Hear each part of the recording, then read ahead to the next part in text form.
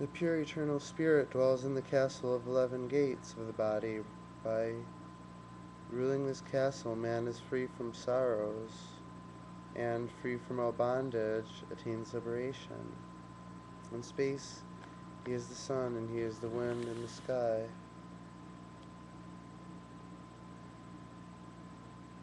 At the altar, he is the priest, and the soma wine in the jar.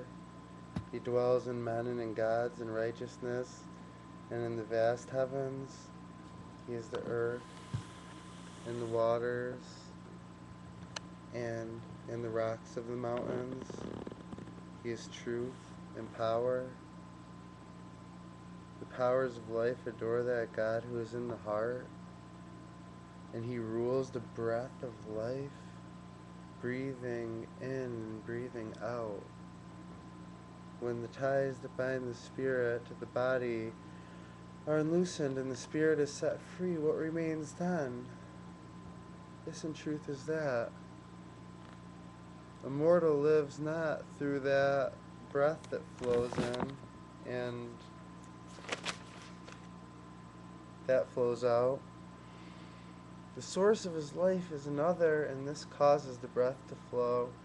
I will not speak to you of the mystery of the eternal Brahman. I will,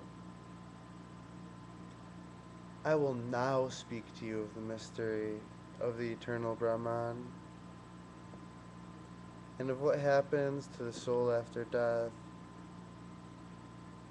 The soul may go to the womb of a mother and thus obtain a new body. It even may go into trees or plants according to its previous wisdom and work.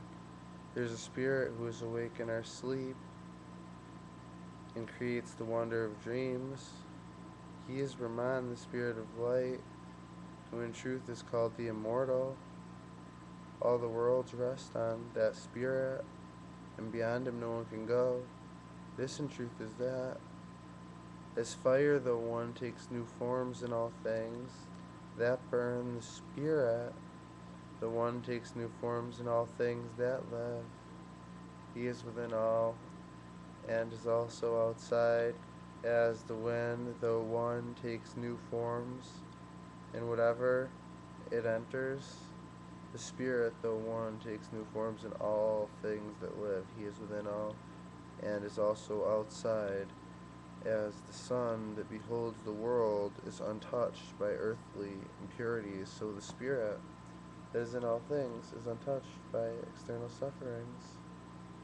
There is one ruler, the spirit that is in all things, who transforms his own form into many. Only the wise who see him in their souls attain the joy eternal.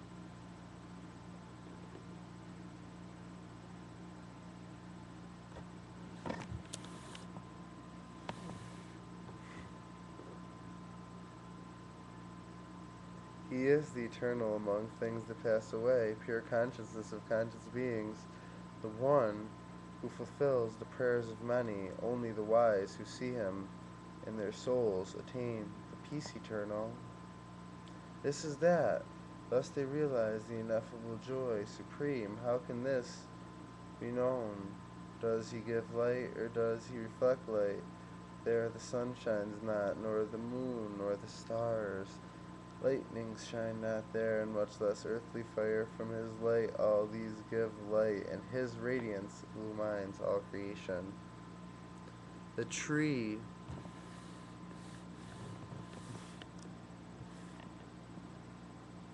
of eternity has its roots in heaven above, and its branches reach down to earth. It is Brahman, pure spirit, who in truth is called the immortal.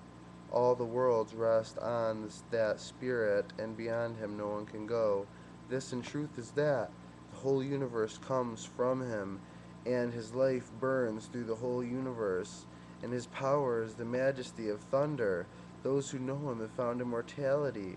From fear of him fire burns, and from fear of him the sun shines.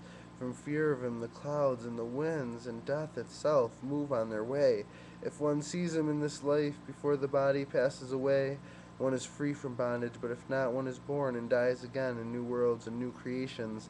Brahman is seen, a pure soul, as in a mirror clear, and also in the Creator's heaven, as clear as light, but in the land of shades, as remembrance of dreams, and in the world of spirits, as reflections in trembling waters.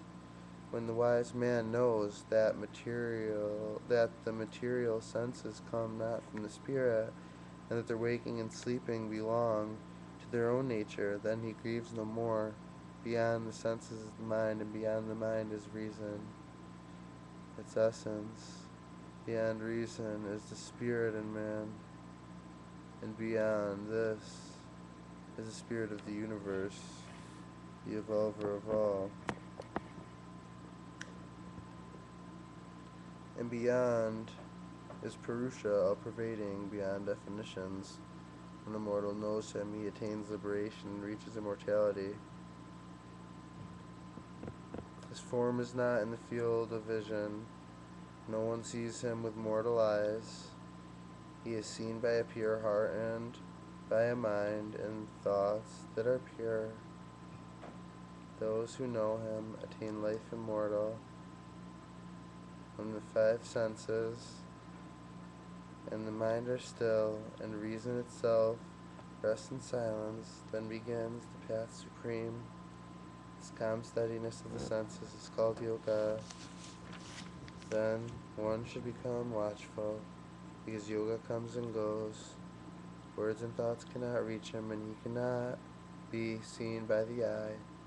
How can he then be perceived except by him who says he is?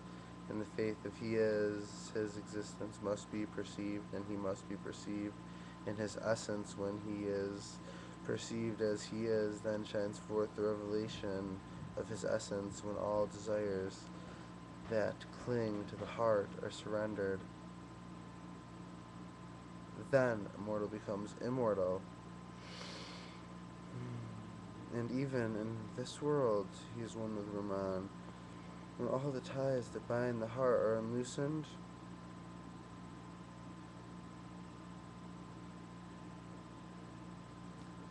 then a mortal becomes immortal. This is the sacred teaching. 101 subtle ways come from the heart.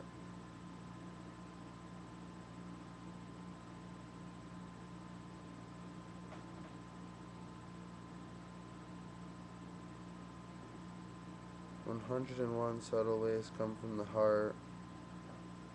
This is the sacred teaching. 101 subtle ways come from the heart. One of them rises to the crown of the head. This is the way that leads to immortality.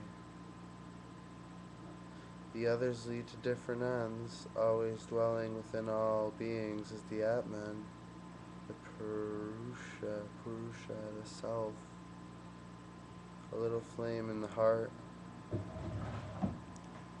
Let one with steadiness withdraw him from